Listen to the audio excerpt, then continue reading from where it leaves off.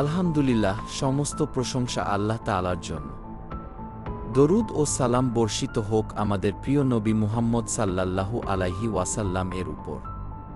প্রিয় ভাই ও বোনেরা, নামাজ হল ইসলামের স্তম্ভ, ঈমানের পরিচয় আর জান্নাতের চাবিকাঠি।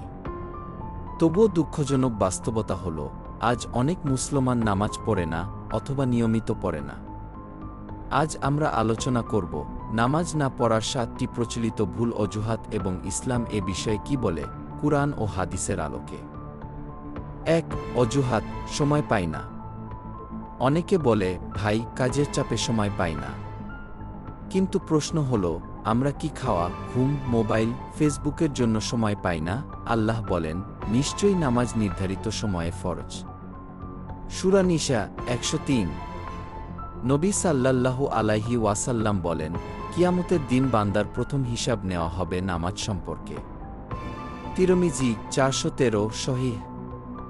যে নামাজের জন্য সময় বের করে না, সে আসলে আল্লাহকে অগ্রাধিকার দিচ্ছে না। 2. অজুহাত: মন চায় না, ইচ্ছা হয় না। অনেকে বলে, ভাই, মন থেকে আসে না। কিন্তু সত্য হল, নামাজ ইচ্ছার বিষয় না, এটা ফরজ আদেশ। আল্লাহ বলেন, নামাজ কায়েম করো। সূরা বাকারা 43। নবী সাল্লাল্লাহু আলাইহি ওয়াসাল্লাম বলেন, নামাজ হল ঈমান ও কুফরের মাঝে পার্থক্য। মুসলিম 82। মন নামাজে বসলে আসে না, নামাজে বসলে মন আসে।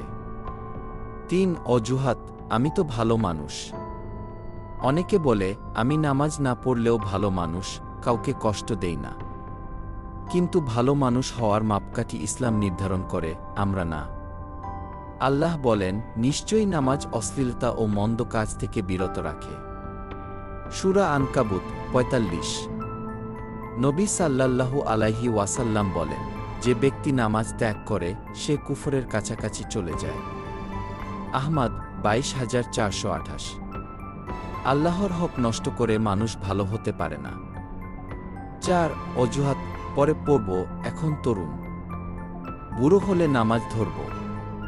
মৃত্যু কি বয়স দেখে আসে? আল্লাহ বলেন, প্রত্যেক প্রাণকেই মৃত্যুর স্বাদ গ্রহণ করতে হবে। সূরা আলে ইমরান 185। নবী সাল্লাল্লাহু আলাইহি ওয়াসাল্লাম বলেন, 5টি জিনিস আসার আগে 5টি জিনিসকে গনিমত মনে করো, জীবনের আগে মৃত্যু। হাকিম 7846 সহিহ। কবরে গিয়ে নামাজ শুরু করার সুযোগ নেই। 5. অজুহাত: আমি গুনাহগার, নামাজের যোগ্য না। এত গুনাহ করেছি, নামাজে দাঁড়াতে লজ্জা লাগে। এটা শয়তানের সবচেয়ে ভয়ঙ্কর ধোঁকা। আল্লাহ বলেন, হে আমার বান্দারা, যারা নিজেদের ওপর জুলুম করেছ, আল্লাহর রহমত থেকে নিরাশ হয় না। সূরা জুমার 53। নবী সাল্লাল্লাহু আলাইহি ওয়াসাল্লাম বলেন, গুনাহ মাফের সবচেয়ে বড় মাধ্যম হল নামাজ। মুসলিম 233। গুনাহ নামাজ ছাড়ার কারণ না, বরং নামাজি গুনাহ ছাড়ার পথ। 6. অজুহাত: নামাজ পড়লে তো অনেক ভণ্ড, নামাজ পড়ুয়াদের অনেকেই তো খারাপ। ইসলাম বিচার হয় আমল দিয়ে, মানুষ দিয়ে না। আল্লাহ বলেন, তোমরা নিজেরা সঠিক পথে থাকো। সূরা মাইদা 105। নবী সাল্লাল্লাহু আলাইহি ওয়াসাল্লাম বলেন, মানুষ কি করছে তা দেখার দায়িত্ব তোমার না, তোমার দায়িত্ব তোমার আমল। মুসলিমের মর্মার্থ, অন্যের ভণ্ডামি তোমার নামাজ ছাড়ার অজুহাত হতে পারে না। 7. অজুহাত: আল্লাহ তো মনের অবস্থা দেখেন। আল্লাহ তো অন্তর দেখেন, নামাজ না পড়লেও সমস্যা নেই। আল্লাহ অন্তর দেখেন ঠিকই, কিন্তু আমল ছাড়া ঈমান গ্রহণযোগ্য না। আল্লাহ বলেন, যারা ঈমান আনে এবং সৎকাজ করে। সূরা আসর। নবী সাল্লাল্লাহু আলাইহি ওয়াসাল্লাম বলেন, জেনে রাখো, দেহে একটি গোশতের টুকরা আছে, যদি তা ঠিক হয় পুরো দেহ ঠিক। বুখারী 52। অন্তর ঠিক হলে নামাজ আপনা থেকেই আসবে। প্রিয় ভাই ও বোনেরা, নামাজ হল জান্নাতের চাবি, নামাজ ছাড়া জীবন হল আত্মাহীন দেহ। আজই সিদ্ধান্ত নিন, আজ থেকেই নামাজ শুরু করব, যত গুনাহই থাকুক, আল্লাহর দরজায় দাঁড়াব।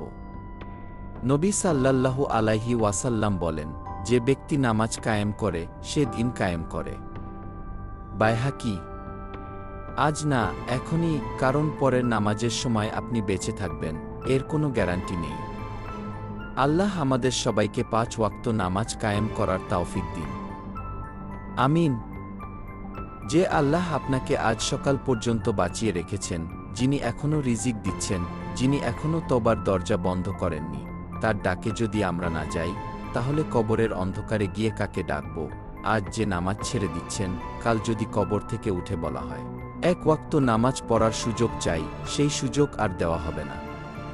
আজ মসজিদের আজান ডাকছে, কাল কবর ডাকবে। পার্থক্য শুধু এতটুকু, আজ ডাকে সাড়া দিলে জান্নাত, কাল ডাকলে সাড়া দেওয়ার সুযোগ নেই। তাই ভাই, তাই বোন, আজই ফিরে আসুন, আজই সিজদায় মাথা রাখুন, হয়তো এই সিজদাই হবে আপনার ও জাহান্নামের মাঝে শেষ দেয়াল। আজ না, এখনই নামাজ শুরু করুন।